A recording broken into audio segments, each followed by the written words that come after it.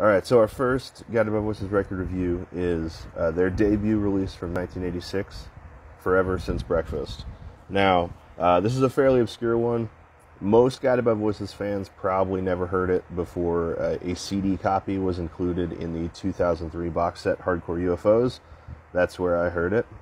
I checked, it's not currently on Spotify, but the whole thing is up on YouTube if you do want to go through it and you don't own that CD.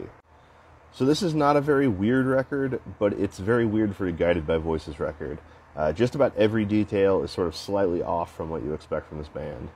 This was recorded in a professional studio, so the production is actually pretty decently slick for a, local level college rock alternative band from the time. I normally wouldn't mention this, but Guided by Voices is very famously a lo-fi band, and they would spend the next decade after this EP recording in basements and garages, on 4-track tape recorders, boom boxes, and at their absolute fanciest, at a friend's amateur garage studio. So, unlike their next decade of material, the sound quality on this is pretty consistent. The drums sound punchy.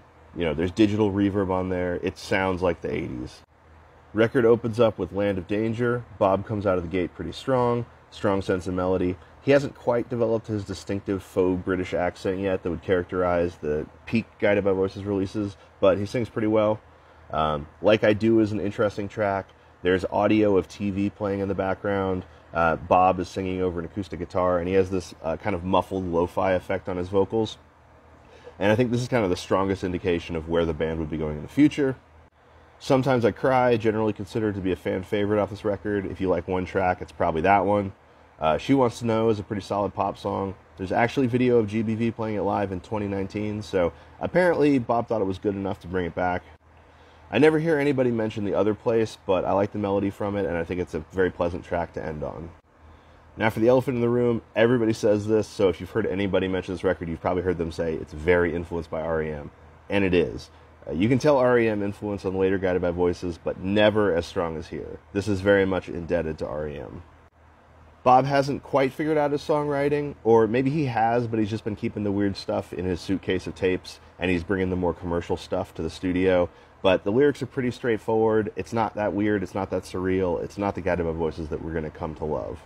So my thoughts on this record: it's a minor work of jangly 80s college rock. 7 songs in 23 minutes, very short and to the point, doesn't overstay its welcome. Nothing on here is classic, but it's pretty good if you are a GBV fan. If you're not yet a Guided by Voices fan, do not start here. Start B1000, Propeller, Alien Lanes, like I said. This is for hardcore fans only.